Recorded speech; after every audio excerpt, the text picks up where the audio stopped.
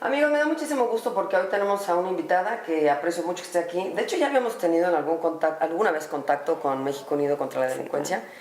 No contigo, Ale, alguien más había venido, pero bueno, ahora vienes tú, te agradezco muchísimo. Gracias. Es Alejandra Gasca, que es la coordinadora de atención a víctimas, decíamos, de México Unido, Asociación Civil. Y bueno, ahorita todo esto nos compete, bueno, todo el tiempo, digo, esto es atemporal, lamentablemente en el país, a nivel general, estamos pasando momentos difíciles. En unos mejora, en otros empeora. El caso es que la seguridad no es, digamos, que nuestro fuerte ahorita.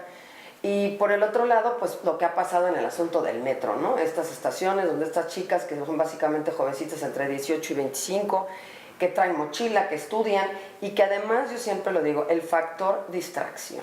No se distraigan, por favor. Siempre van a pescar a la que se voltea, a la que viene en el celular, a la que se mete a la bolsa. A la que trae los audífonos. ¿Verdad? Es que sí es. ¿Cómo estás, Ale? A ver, cuéntanos, ¿cómo te va? Muchas gracias por la invitación. Muy bien, estoy muy bien, pero preocupada por este fenómeno con el que amanecimos en enero de 2019, ¿no? Y entonces de repente teníamos alertas en las redes sociales diciéndonos que estaban atacando, de alguna manera agrediendo a jovencitas de 20 a 25 años, como bien lo decías. De pelito negro.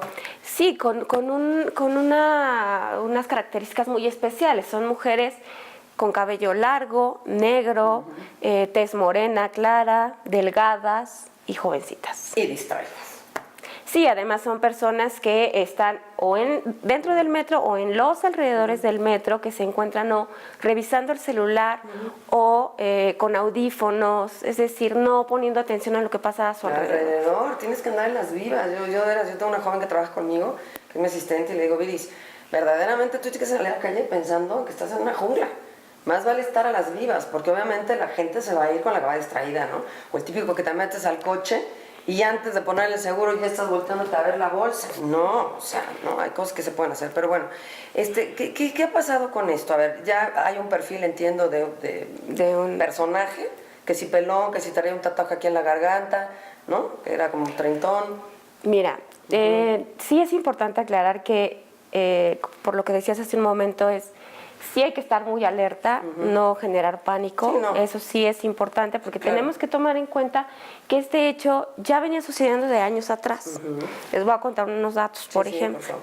El Banco Interamericano nos dice, cuando hizo un estudio sobre género y transporte, que 40% de las mujeres en la Ciudad de México ya habíamos cambiado nuestra manera de vestir por miedo cuando usamos el transporte público. Wow. 4.5% de las mujeres en la Ciudad de México, por ejemplo, habían decidido o dejar su trabajo o dejar la escuela en donde acudían por miedo. Y por miedo a usar este tipo de transporte público. Entonces, esto no es nuevo. Sí. Hay aquí una sorpresa positiva en todo esto, y siempre hay que buscarle el lado positivo, y es que la gente se está animando a denunciar, ¿no? Sí, y entonces claro. nos estamos dando cuenta que a través de las redes sociales estaba pasando esto.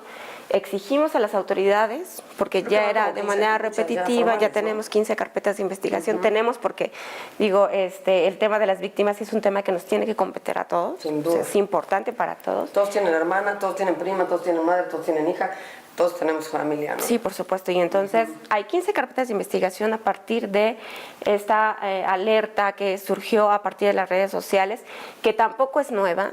Ya la habíamos tenido identificada, por ejemplo, en septiembre y octubre del año pasado, en donde en la misma manera de operar, pero en centros comerciales. Porque al parecer llegan en coche, ¿no?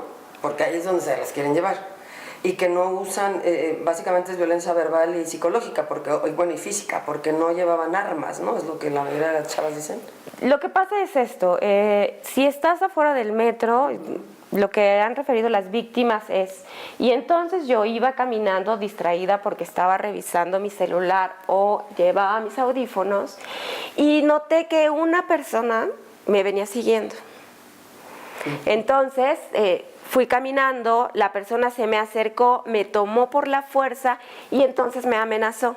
Y es una amenaza verbal, porque en ninguno de los casos nos han contado que haya algún arma de por medio, por ejemplo, ¿no? Pero fíjate qué importante ese factor, porque ellos están considerando que van a tener éxito o que lo pueden llegar a tener cuando ni siquiera hay un arma física, ¿no?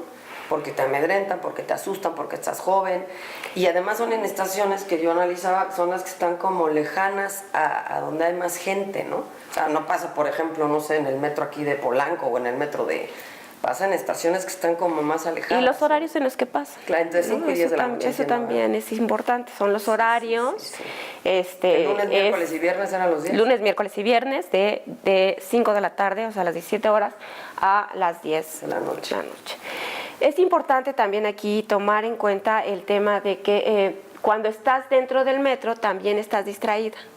Y entonces lo que hacen es acercarse a ti, te jalonean, y entonces lo que quieren hacer es llevarte, es decir, privarte de la libertad. No sabemos para qué. Eso es otro tema también importante. Gravísimo también. Porque lo que tenemos en los inicios de carpeta de investigación que se han hecho ante la Procuraduría es intento de privación ilegal de la libertad o intento de secuestro, pero no sabemos con qué fin. No sabemos si quieren pedir a los familiares una cantidad importante de dinero o si quieren cometer un delito sexual en tu contra. Eso también es importante que lo tomemos en cuenta. Pero retomando el tema, lo que me decía sobre, y entonces no utilizan un arma para sacar a estas mujeres del metro o para subirlas a una camioneta cuando están alrededor del metro. No utilizan un arma, pero también es importante saber por qué no la utilizan. No es necesaria. ¿Sabes por qué no es necesaria? Porque como ciudadanos no nos ocupamos de lo que pasa a nuestro alrededor. Pues es que da miedo, ¿no? Yo creo que mucha gente se hace mensa. Sí, y entonces lo que hacemos es fingir que no pasa nada y seguir. Seguir tu camino, dices, ¿para qué me meto, no? Sí. Sí, pero es muy grave, porque efectivamente, pues la sociedad misma, colectivamente, podríamos cuidar a las propias chicas o a las propias mujeres, ¿no? Digo, si estos son 2 individuos y hay 10 hombres que se meten y oye, espérate, ¿qué está pasando? Pues seguramente se van a ir. Porque además entendía yo que se hacen pasar por parejas, ¿no? Sí, te decía que ya en algunos centros comerciales el año pasado teníamos indicios de que esto pasaba. Si llegaba una persona, se te acercaba, te jaloneaba, entonces tú gritabas y esta persona cuando se acercaba a alguien más decía, no se preocupe, es una pelea de pareja, se enojó porque no quise comprarle tal bolsa. Eso está pasando también cuando suceden este tipo de delitos al interior del metro. Entonces se acerca una persona para preguntar si estás bien y entonces el agresor contesta que es una pelea de pareja, que no se meta. Pero pues sí puedes decir, yo ni lo conozco, ¿no? Es importantísimo, sí, claro. importantísimo, si estás pasando por este tipo de drama. No sé, algo así, ¿no? Digo, no sé. También chequé ahí en la tele una chica que decía que lo que hizo cuando sintió que le estaba jalando muy fuerte, de plano se sintió en el suelo, se sentó en el suelo para que le costara más trabajo jalarla, ¿no? Sí, porque la acabó dejando. ¿Qué hay que hacer? Porque me imagino que ustedes tienen un poquito han analizado más el tema. ¿Qué puede hacer una chica así en esa condición? Lo primero que nosotros les recomendamos es grita todo el tiempo. Es importante, tienes que llamar la atención. Tenemos que confiar en las personas que tenemos a nuestro alrededor.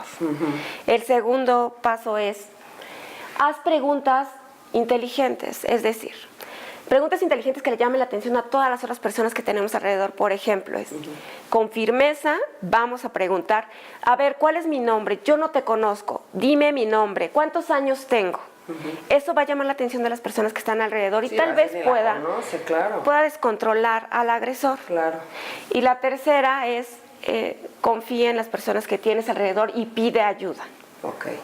Esas son 3 premisas básicas que nos pueden salvar la vida. ¿Y qué ha dicho el nuevo gobierno? ¿Qué ha dicho Claudia Sheinbaum al respecto?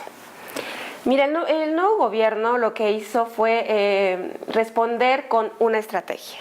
Y entonces tenemos ministerios públicos móviles, que nosotros aplaudimos esa iniciativa, porque es importante que la gente tenga información.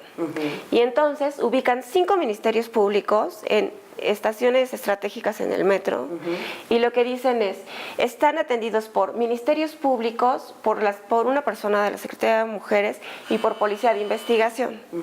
¿Qué haces con estas personas? Si tú tienes como usuaria del sistema de transporte colectivo, si tú tienes alguna duda, lo que puedes hacer es acercarte.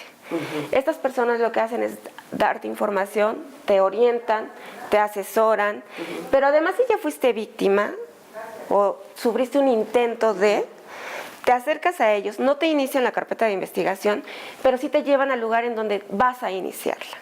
Ok. Por ese lado es una primera idea, es una muy buena estrategia acercar a las autoridades a la población.